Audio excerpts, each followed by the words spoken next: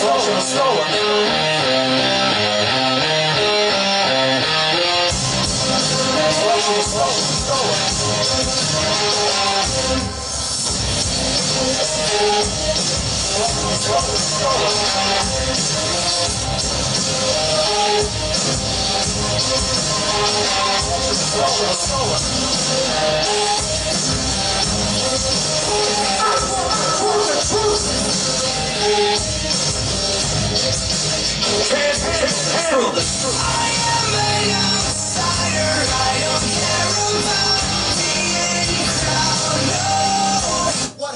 happens when truth doesn't matter anymore? Good morning. Very special Saturday. It is cold outside. I'm your host, Sean Sims, and I'm with my very eclectic and exquisite, I'm going to add 2 E's this week, Kim Banks. Say hello, Kim. Good morning, everyone. You're showing off for the YouTube.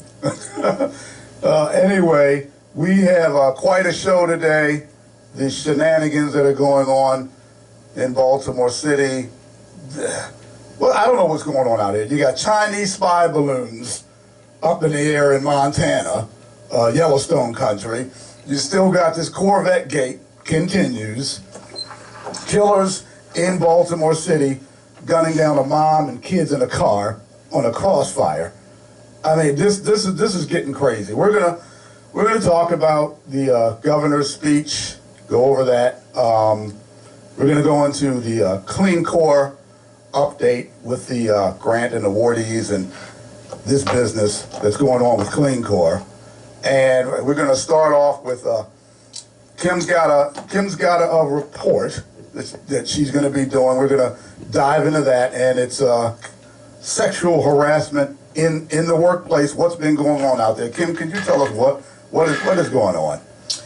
You know, sexual harassment in the workplace takes place a lot more than we think. And I think we all innocently say and do things that we don't realize are violations against, companies' sexual harassment policies. Or even if they don't have the policy, it's just against what we should be doing. A lot of people don't know what sexual harassment is. And it is an unwelcomed advance. It is something where a person is requesting a sexual favor or making comments of a sexual nature. You are making offensive comments about men and or women in general. But I want to say that sexual harassment does not have to be just of a sexual nature. Harassment can come in the forms of threatening, intimidation, demeaning conduct directed towards an individual simply based on a person's protected class. And when I say protected class, I'm referring to things such as race, color, national origin, religion, sex, age, physical or mental disability, sexual orientation, gender identity or expression, political affiliation, marital or family status, genetic information, etc. Now, a victim can come in the form of someone of the opposite sex, but it can also be someone of the same sex. And the harasser can be a supervisor, a co-worker, a client, or a customer, as long as the behavior is unwanted. And this is very important too, that the victim has to make it known that this behavior is unwanted, is unwelcome. And you must say to this person that it's got to stop. Because if it's not brought to their attention that they are making you feel uncomfortable, it just doesn't have the same validity as, as being harassment.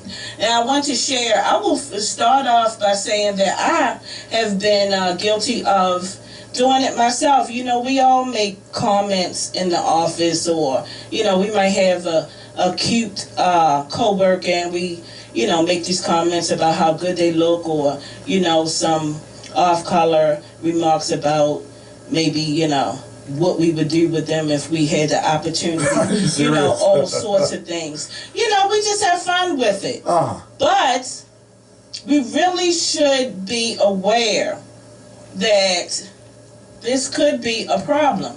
Now, I haven't been told by anyone that this is unwelcome behavior. I haven't been asked to stop doing it.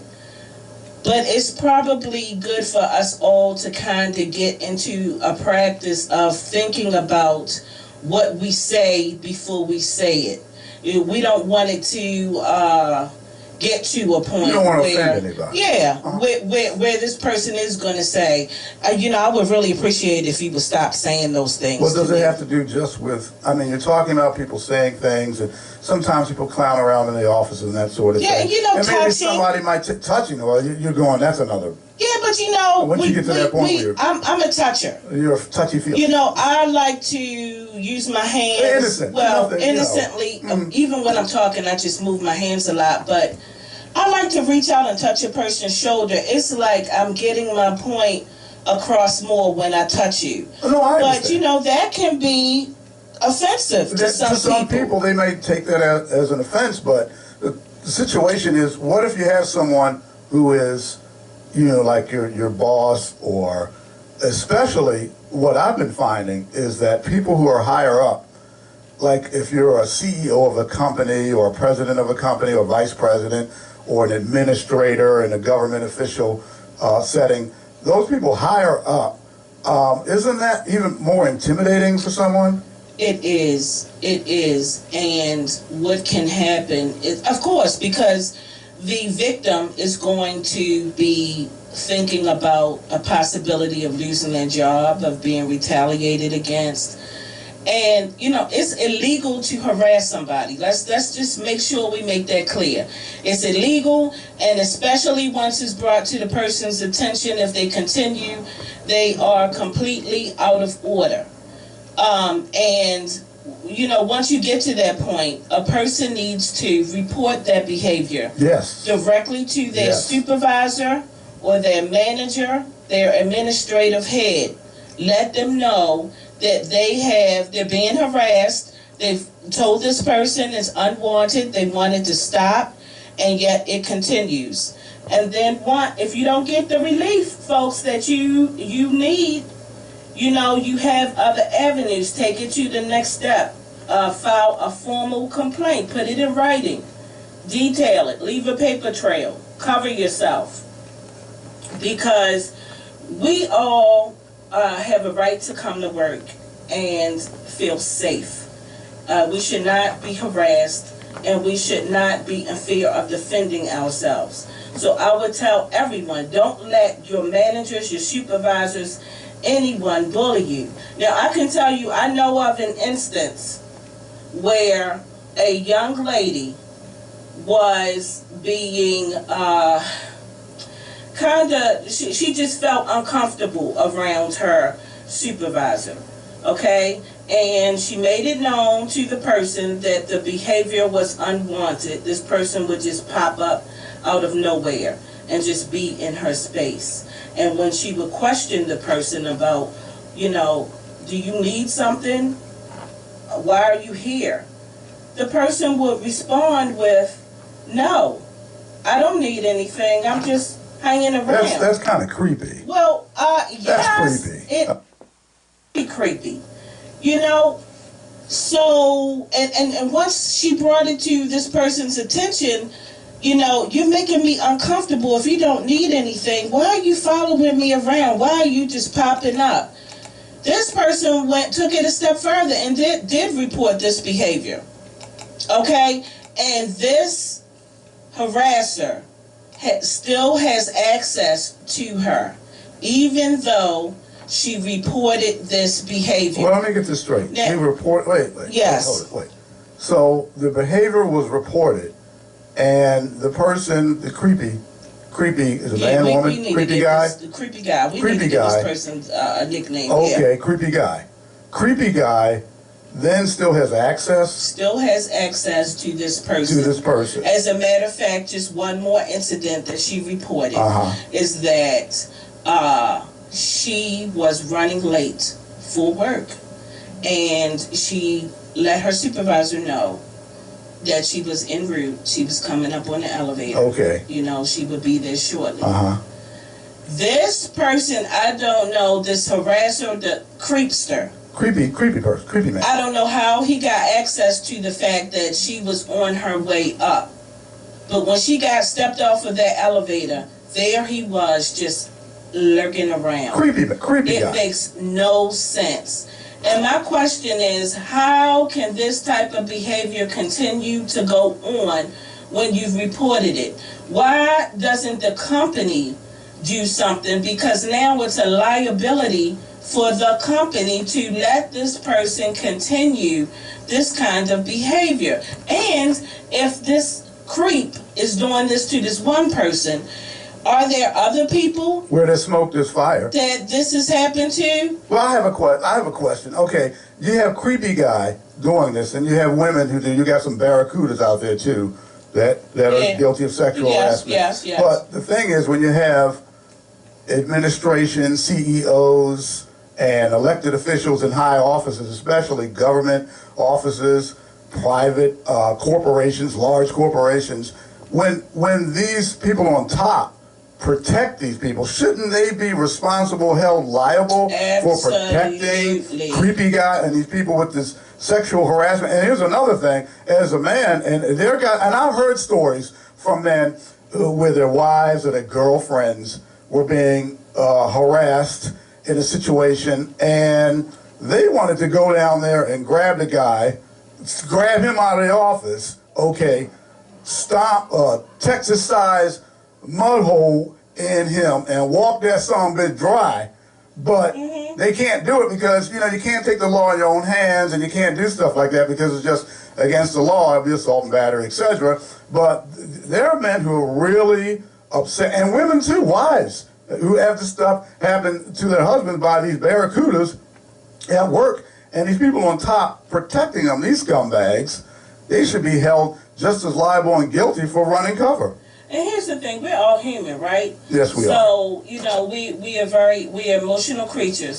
So just like what you said, if the CEOs or the heads of these companies or departments are not coming to these victims' defense, and they have their loved ones that are like trying to hold it together. What's to say that you're going to be waiting for that person when that person gets off? When that bell rings at 5 o'clock, 4:30, 6 o'clock, whatever time you get off, and that person is out there waiting for you, you get what you get. They don't have, it seems as though they don't have fear that they could, you know, because get they're jumped. being covered.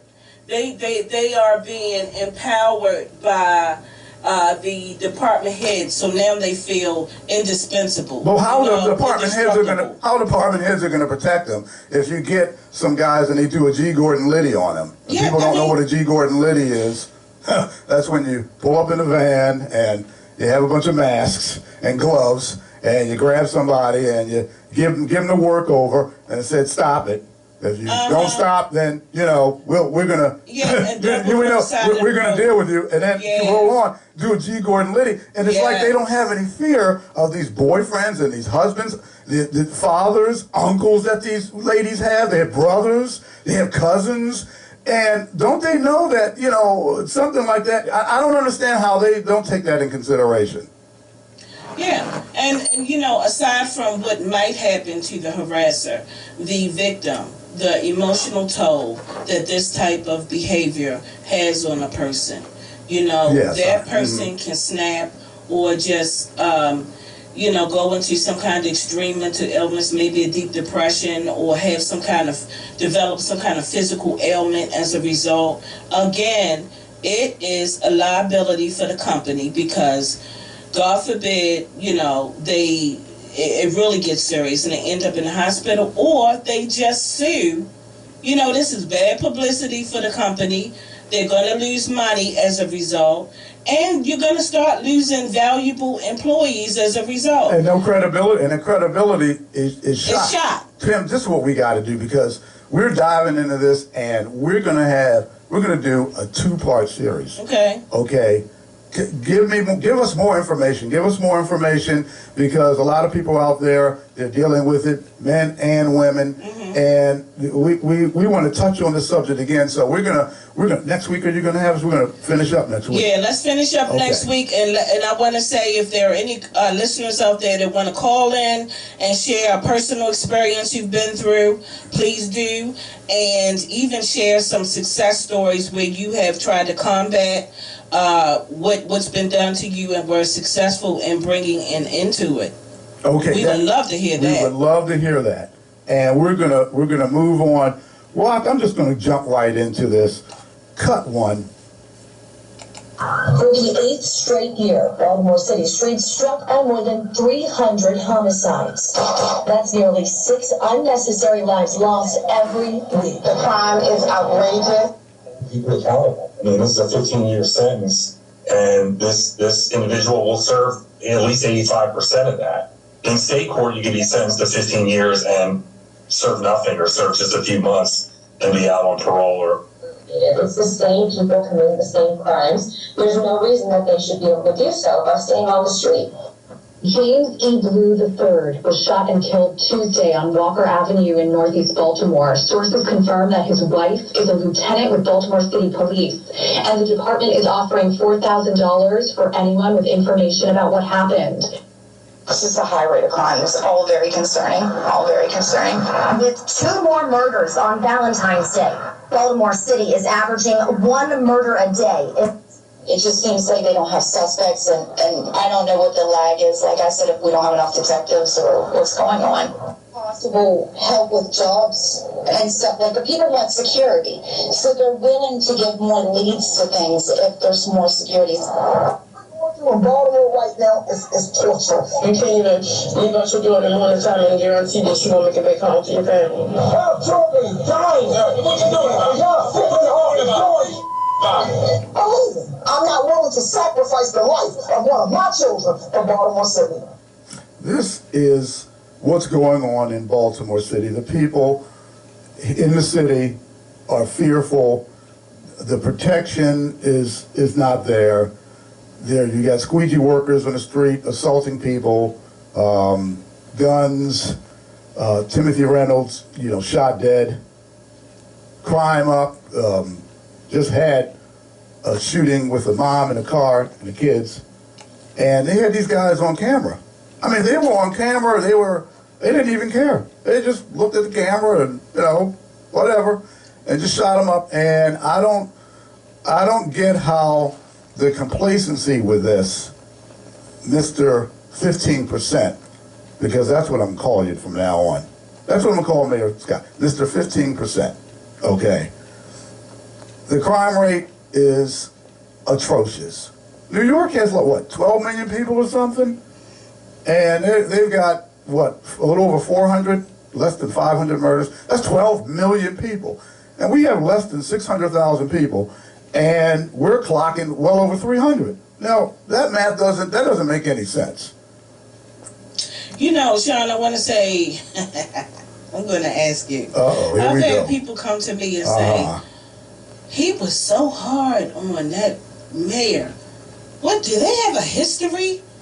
My God, what happened? Did something happen between them? And really? What I say is that, no, I don't believe there's a history, but there comes a point when we all get fed up. But I want you to make the statement about why you were so passionate about Brandon Scott's lack of performance in office. Well, I'm a professional, first of all, and there are several reasons, but when you start popping off at the mouth about what you're going to do when you're running a campaign and you're going to get in the office, and I'm not even going to get into what I'm aware of with this vote business and what happened the night of election, and they stopped the count, and what happened after that with ballots and so on. I'm not even going to get into that, usurper. But this thing where you've got citizens, people are scared. Did you just hear that audio? People are, they're scared. And you got this gelding in office making these promises, and no, it just, frankly, it pisses me off, okay? And you're gonna act like that. And I don't know what this business is with the G.I. Joes and kids playing, boys playing with G.I. Joe. That's another level, okay? So, yes. Well, yeah, but can you just share just a smidgen of what that is? What are you talking about? You didn't hear about the GI? I've heard. I'm going to get into that because I didn't really dig into it. I kind of saw it, and we have so much going on. I don't have enough time to go into this. I'll have to look at it another time because there's so much news, and we definitely want to get into this Clean Corp business and an update on that. And we're going to do that in just a few minutes. But no, people they say the same thing to me, Kim. Brandon, this is my cousin. Brandon is, he's a nice guy and he's trying, and I got friends too. I have people who know Brandon, okay? He's trying, and then people who don't know him and just simply like him. I like Brandon. I think Brandon he's doing his best. Oh, he's doing his best. And I'm like, give me a break. Look at the crime rate. Look at the performance. If he was in the corporate world, they would have fired him. They would have fired him 3, maybe 6 months, no more than that. They would have fired him. So what I've heard is that he's doing the best with what he has to work with. Well, maybe he doesn't have much. Maybe he doesn't have much to work with, not just with staff, but maybe upstairs. So let's go to the next quick rock cut to. Post-Freddie Gray is actually way worse. Shootings left and right, savage.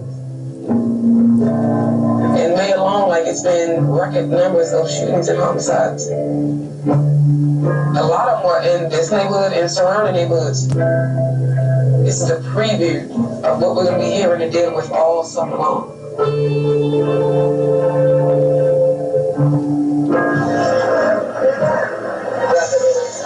This is my first time in my 29 years, ever being kind of nervous being outside. I've never felt unsafe in my neighborhood. And it's always been a crazy neighborhood, but I've never felt unsafe. The murder that happened on my block actually happened on the opposite corner of where I live, right next to the liquor store.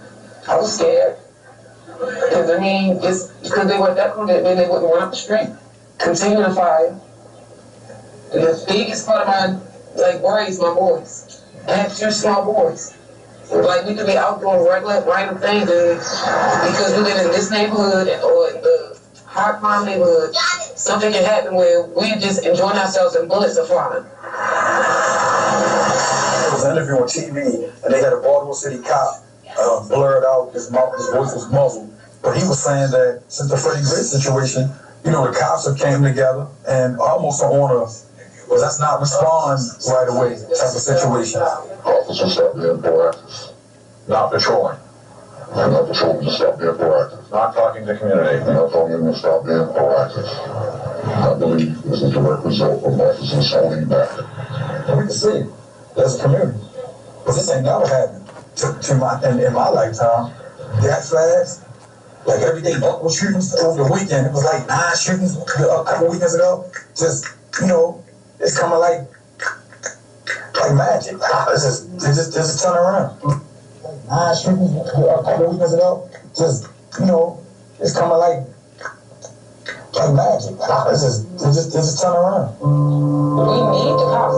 We don't need the violence from cops, but we need the actual cop duty in the presence of our community.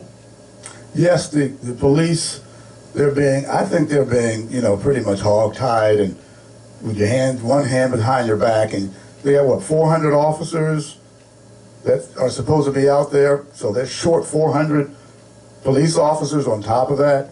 So you have a situation here. We're going to keep looking at that situation, and I want to jump into this Clean Corp business. I-Team Baltimore actually they're looking into this business, and I'm just going to read what was put out by I-Team Baltimore. Seasoned financial professionals and members of the Baltimore Civic Fund Board failed to stop the fund from awarding $1.3 million, actually it's $1.346 million in taxpayer money to a man in bankruptcy and foreclosure, and we broke that story last week. Yes.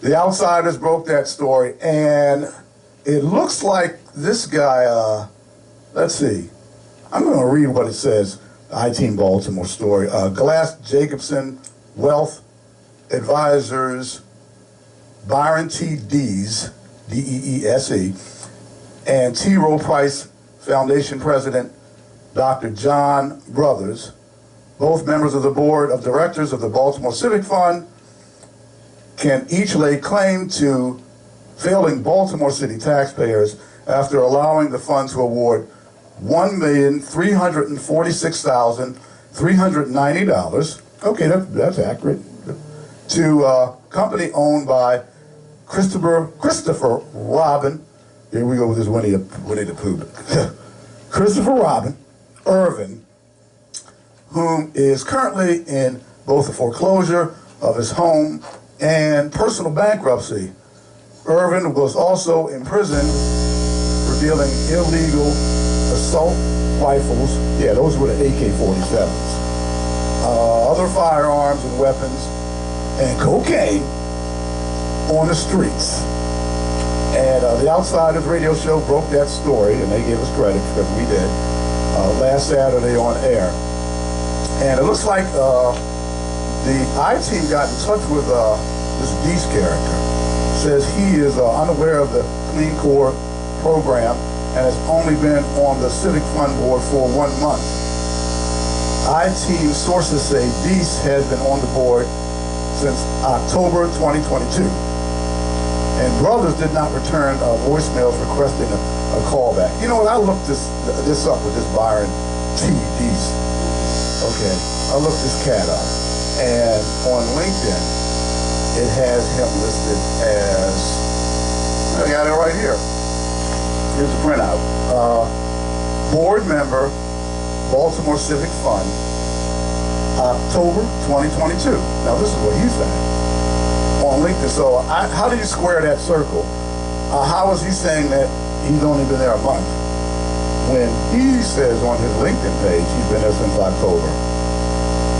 I don't know why people lie about information that can easily be researched. Very easily. You know, it's assumed that no one is going to check behind them and verify what they say. Well, the I-Team at Baltimore has also said, I've got to read this. This is interesting. Civic Fund Executive Director Isuk Chung stated via email, and this is a quote, under our fiscal sponsorship agreement with the City of Baltimore, the city relies on our grant-making and account management software and our financial and administrative expertise. Oh, really? Interesting. While we are proud to support the city in conducting charitable programs and initiatives, we are not the programmatic or subject matter experts for those programs and initiatives. Oh, this gets even more interesting. The Civic Fund did not lead the grantee selection process for Clean Corp, nor independently determine final grantee award amounts.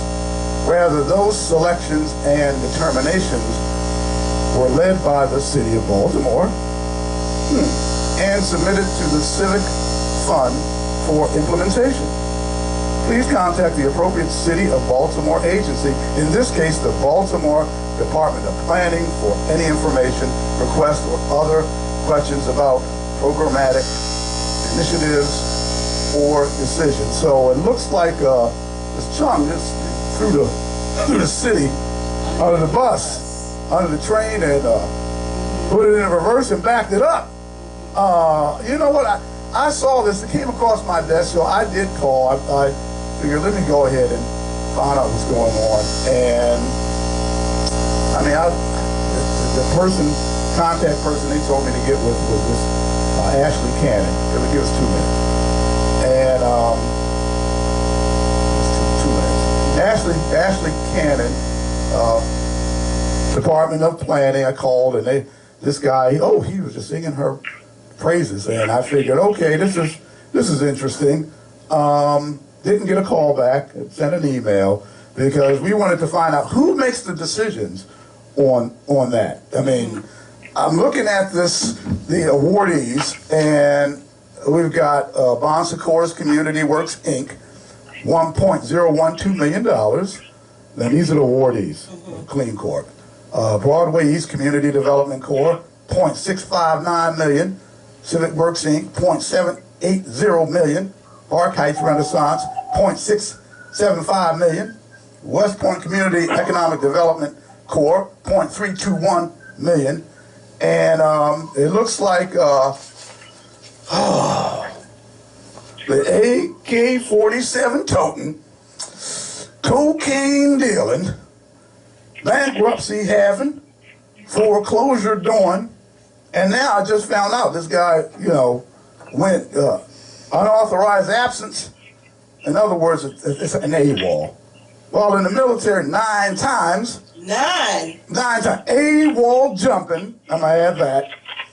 And then when he was running for campaign, he said that he was this combat guy. He did combat. I guess, what was he doing, combat in the brig?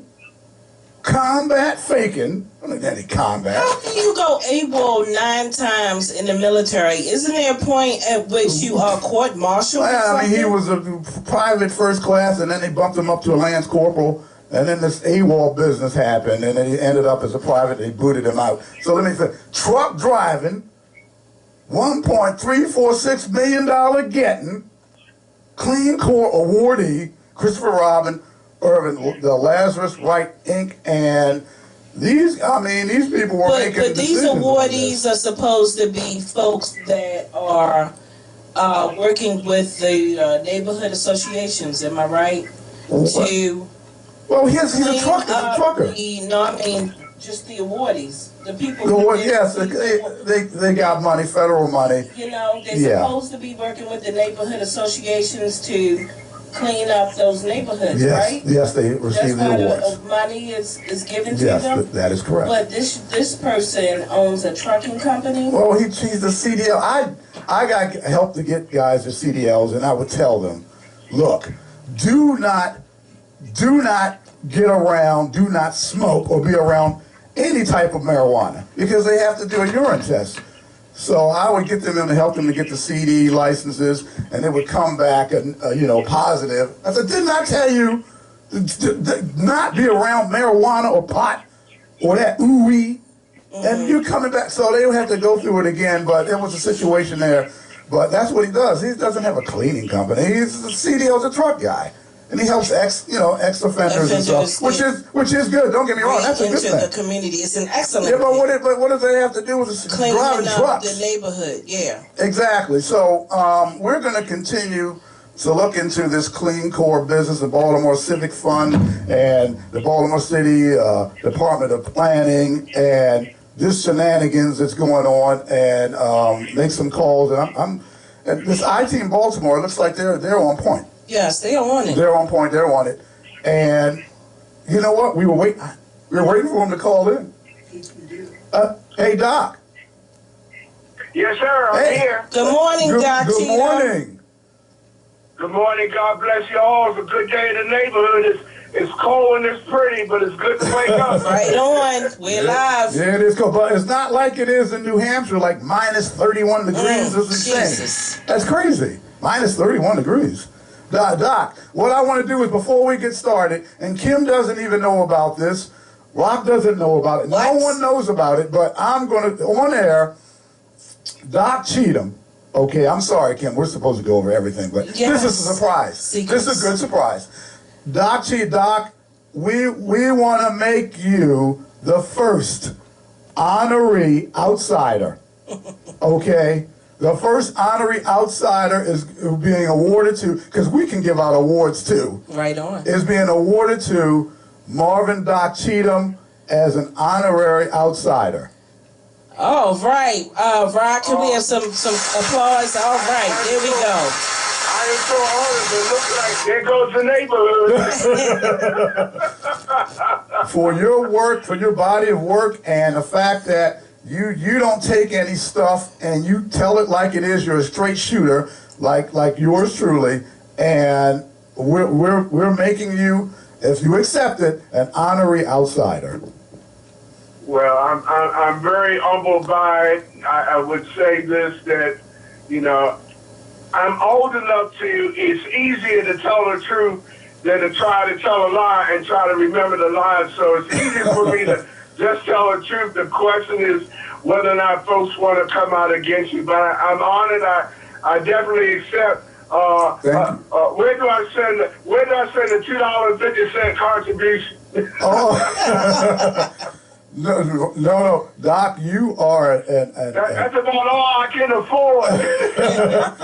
No, man, this is a freebie. You're in, and we are honored to have you to be a part of the outsider team, and we're letting everyone know that Doc Cheatham is going to be a regular. He's going to do some segments with the outsiders on a regular basis. So we're glad to have you on board, Doc.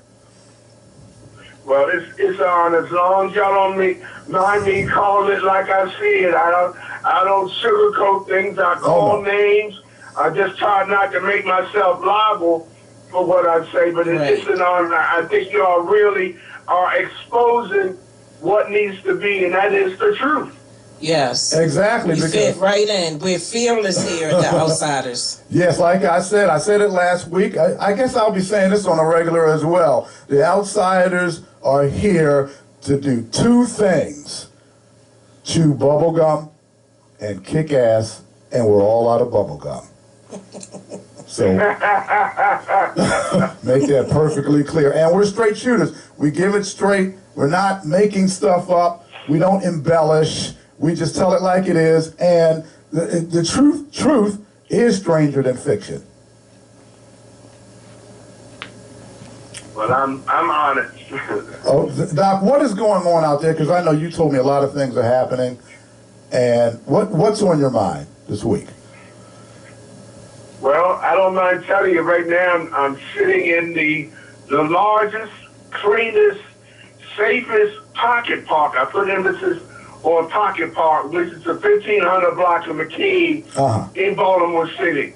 I'm sitting inside my park at this point. As I finish the show, I will clean the park up that I do every day. But I would say probably one of the most challenging issues I've had for the last 8 years is to see the city of Baltimore that has over 50 elected officials. None of them live in a food desert, and none of them can legitimately say they've done anything significant to reduce what I know now to be 1/3. It used to be 1/4.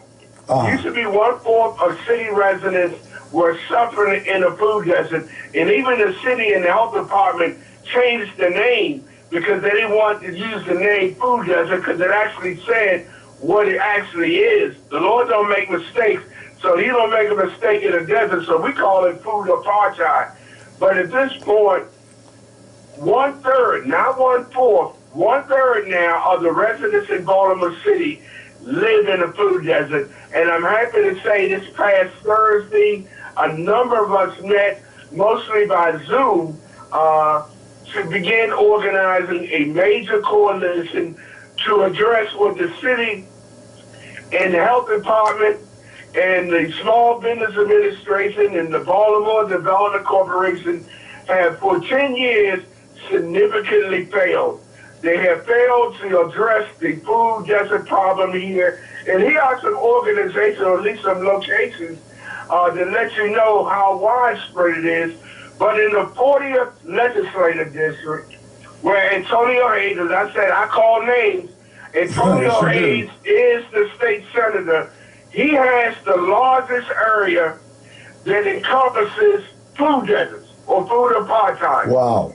One, let's name them. I'm about to go take a look and meet with some people at Elmont Homes. All of these are in the 40th Legislative District.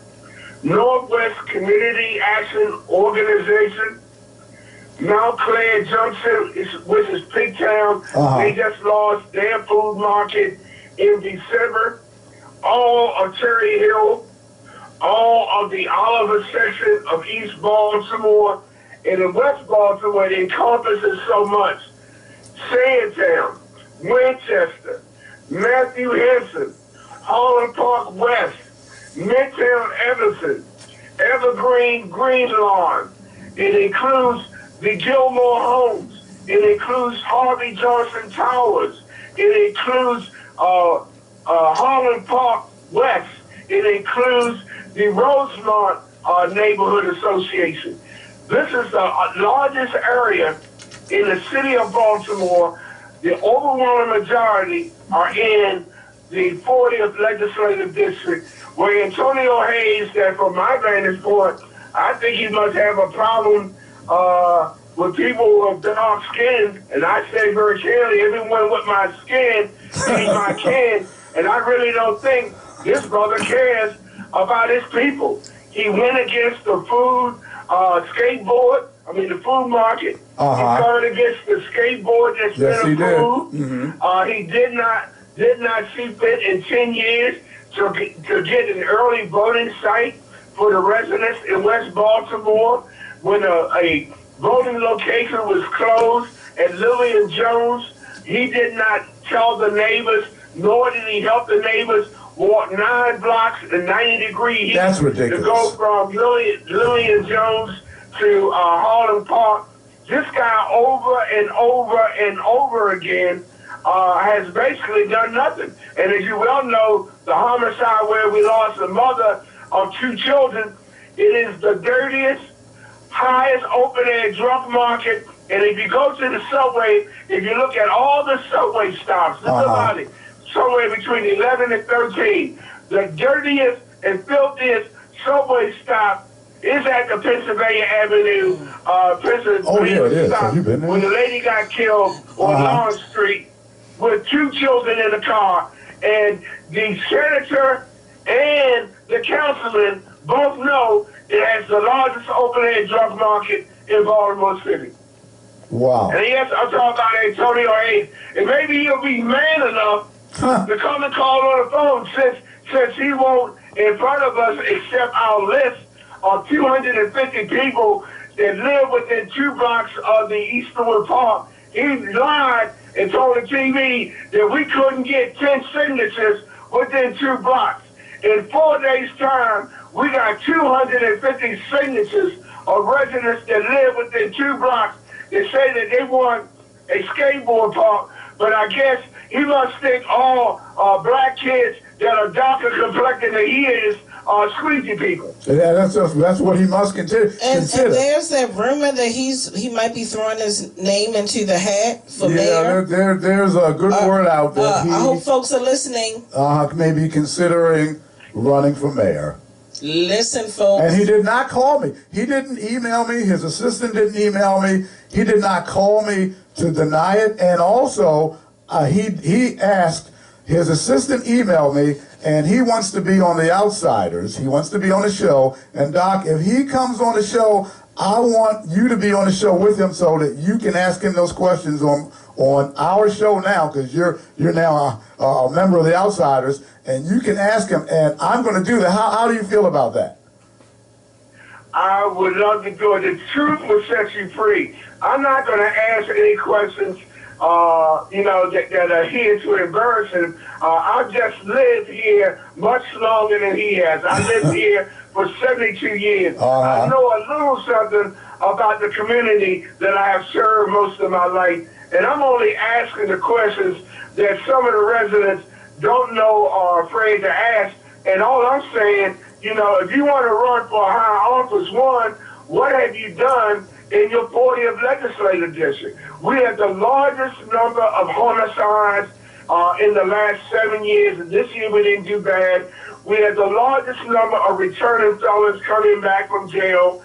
We have the largest number of homicides, of open-air drug markets, drug rehab centers, of folks that are sexual predators, all living in the 40th district where he is the state senator. That's a shame. He filed a lawsuit, a case against the Squeegee Boys, but on WBAL, they said last week that he didn't appear in court. What? Are you serious? Really? Oh, wow. I didn't know that. On WBAL, it was on the radio. Okay. One of the gentlemen who also had an encounter with the squeegee boards, I couldn't tell whether he was black or white, but he indicated he was at trial where the judge was listening to the cases where there were incidents with the squeegee boards. And of course, those who know West Baltimore know that Antonio Hayes had allegedly filed a complaint against a squeegee board or squeegee boards for an encounter, but this guy on WBAL and the senator has not called in over a week to substantiate or deny that he did not appear in court. And all we're saying, you know, everybody without skin ain't our kin.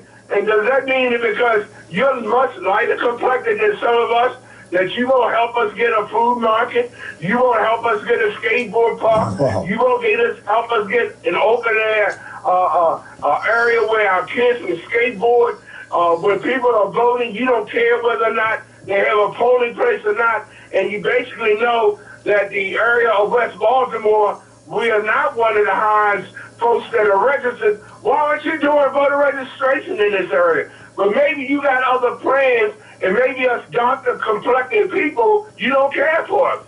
Well, Doc, let me ask you a question now. There's a church on every corner.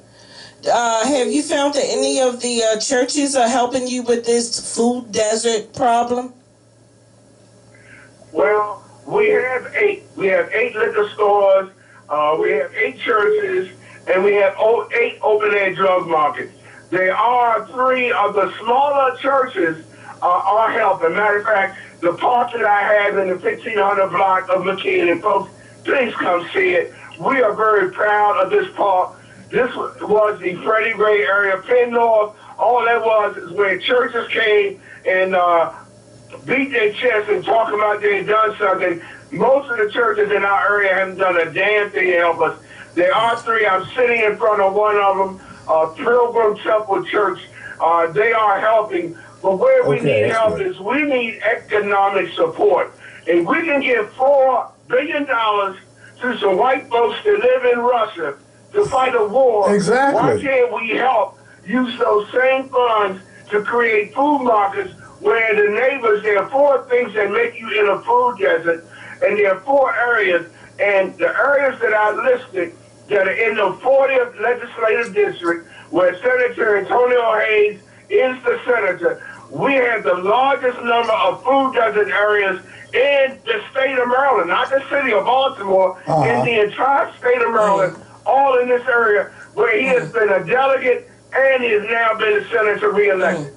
Well, this is a shame what's going on. I want to see if he's going to come on the show. I'm going to push that, and Doc, I want you to be with me on the show to do the interview. And what we're going to do is Doc, thanks for coming on now. You're a new honoree member of the Outsiders, and I'm gonna give you a call after the show, Doc, and we're gonna go over some things, okay?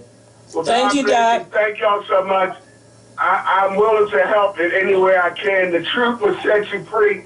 And I put something on the Facebook today. I'll close with this. Y'all know I do a book that's called Heroes and Sheroes, born in Baltimore City. Okay. And it lists about 300 people that have done noteworthy things in the city of Baltimore. And I have to admit, he is a state senator. He's in that booklet. I won't take him out. He's deserving of having that recognition. But I did put on Facebook today something about Black history. And have you looked at the Madonna and the baby lately? No, I haven't. Is that not Black history? Yeah, you know what? Black History Month, there's a lot going on. I know that might be too heavy for folks to discuss, but is that not Black history? The Black Madonna and the baby? Yes, you're correct. It is. Folks? Maybe Antonio always don't like that. They don't reflect it. But if you look at it, and the Pope reveres that statue on a regular basis. Wow, didn't know that. Hey, that's news to me. The and the child are dark pigmentation, and I guess us squeegee folks, I guess we're not giving any recognition. Oh, Doc, thanks for being on, and I'll give you a call later after the show. All right, and listen, my address, I live 1620 Alberton Street. Only thing I can tell you, I got 2 licensed guns in my house. Okay. Load them up. Okay, Doc, thanks a lot. Thank you. Oh, take care. Wow, that's something else. You know, that food desert is common sense. If people eat better, they feel better, and they act better. Rock, do we have somebody waiting? They hung up. Oh, okay. That was. You want me to try to call them and see if they call back? Well, that was Marlo. Marlo, please call back. I'm going to get him on next week. Marlo, I'm going to get you on. Because I'm calling him now. You going to call him now? Okay, he's going to call him now. Afternoon. Good morning. Hey. Good morning, Marlo. Hey, Marlo. I wanted to have you on just for a few minutes because we had gone over the story with Clean Corp and these awardees, and this guy, he's getting $1.346 million, and he's a hot mess with the bankruptcy foreclosure he's in. And how much money did your organization face? How much did they get from the city? Because you've been doing this for 20 years, and you're stand-up guy. How much money have you guys gotten? Well, I would say a big old zero. That's it. Zero. And your company is in good standing. In good status. Yes, and we've been doing this work for 20 years and have not gotten the financial support from the city. Wow. Yes. And you've gone to them. We had you on the show several weeks ago, and you went over how your program, what you were doing, and trying to help with it. They didn't let you in on Squeegee Collaborative, and how you've been helping ex-offenders for years, and with your feelings on all. And feeding the neighborhood. And exactly. It's a multitude of services he provides. I mean, this guy is a stand-up person, organization, good standing, and you know what? Nothing. The city has got, I guess you got to go out and start, dealing coke. to get some money. What I come to realize is that if you're not part of, let's say, a clique or this part of association, that a lot of times in the F.A.C.E organization, so let's call name F.A.C.E, Freedom Advocates Celebrating Ex-Offenders, and also finding out and being real brief and not too long of the fact of the matter is that we've been doing the work, but we've been in good standards and not, falling under any different type of associations to not be able to show our proof of the work that we've been doing. I've also realized that, with the help of our supporters, because we do have personal and private supporters who support our organization financially, but we learned that we're not begging, we're building. Exactly. And, as long as we continue to keep building, folks that believe in the work we're doing, and we're fortunate to have those ones who do, we're going to continue to grow, and not depend on the city or any other organization because of what they're doing and they're not doing. We got to make sure that we continue to do and stand strong in our doing for the city of Baltimore, those we serve. Yes, you do. And what we want to do is, Marlo, I want to do an interview with you. Not on the show, it's just going to be an interview, and we can go over some detailed information. And I'm going to give you a call early this week, and we're going to set that up because people really need to know more about what you're doing. And I want take an in-depth interview and do that, and then we can play it on air, and then as we will. And that's fine. I look forward to it. They can find out more from our website, which is facebaltimore.org. facebaltimore.org. And Marlo, thanks for calling in now. Really appreciate it. I appreciate you all. Thanks. Continue the great work. It's greatly needed and appreciated. Thank you. Take care. All right now.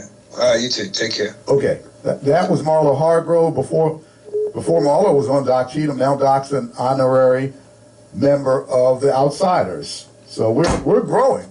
We're growing. I want to get to something right now because the show's winding down, but before we do, I want to make some comments, and I'll say something real quick.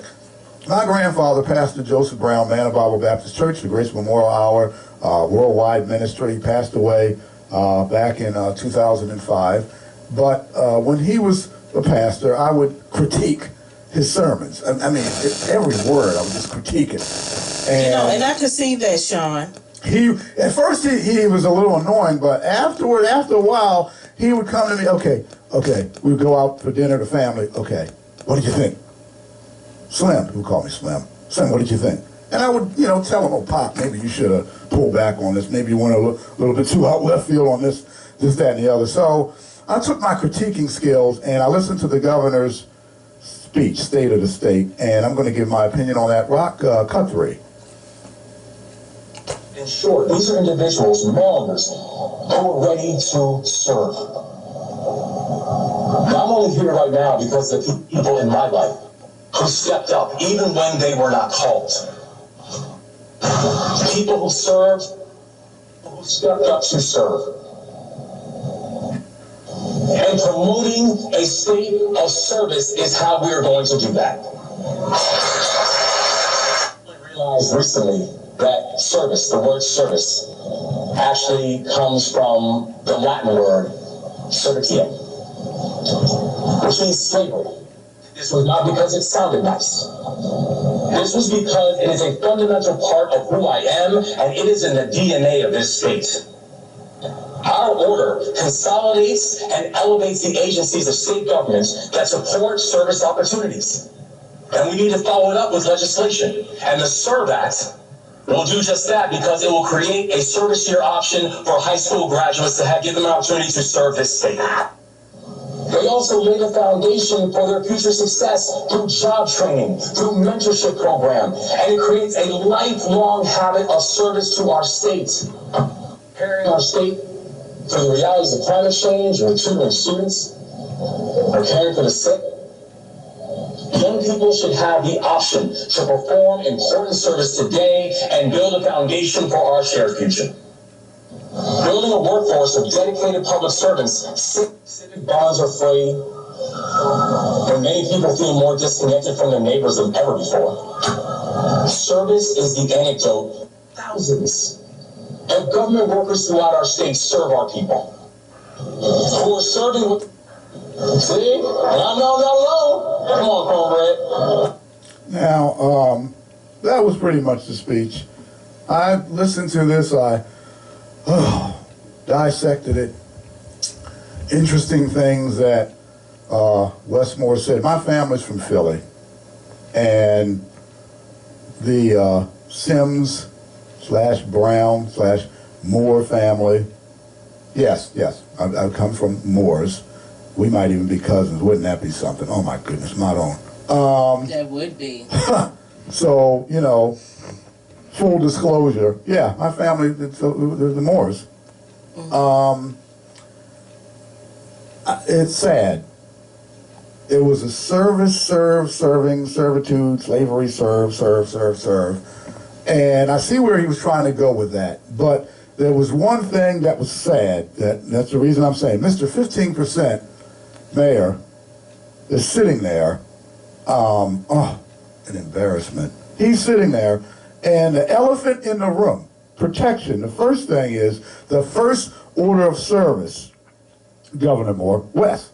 The first order of service is to protect the citizens. I didn't hear anything about protection. Nothing. The people stood up. He had this person stand up, and the other, hey, and there was a lot of clapping. My goodness, a ton of clapping, and people stand, recognition, all fine, but no protection, sir. No mention of the citizens of Baltimore City, the drug, the fentanyl, the crime. I mean, just he talked about crime for 2 hot seconds, and it was sad. I mean, the people of Baltimore City.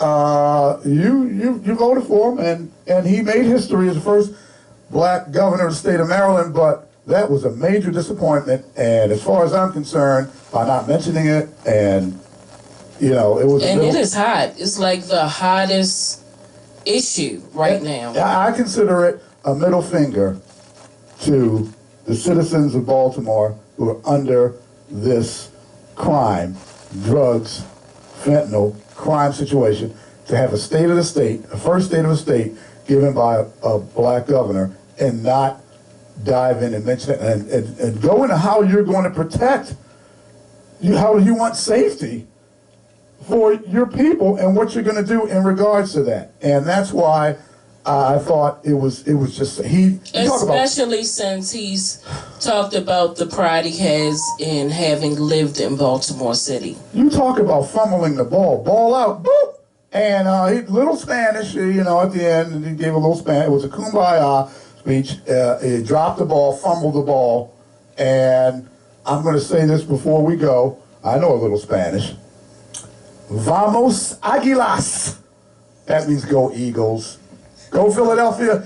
Go Philadelphia Eagles. I hope they beat the crap out of the Kansas City Chiefs. And they're making history too. First Super Bowl with 2 black quarterbacks. Yeah, and that's great. I love that fact. I do too. First Super Bowl with 2 black quarterbacks. And Lamar hopefully will be healthy next year. And the Ravens can go because my NFC team and my family team, the Moors, the Browns, and the Sims, our family team is the Philadelphia Eagles. So, vamos Águilas. On that note, everyone, the outsiders, it was good talking to you. As always. As always. Stay blessed. Stay blessed. Stay God beautiful. bless. Take care. 10,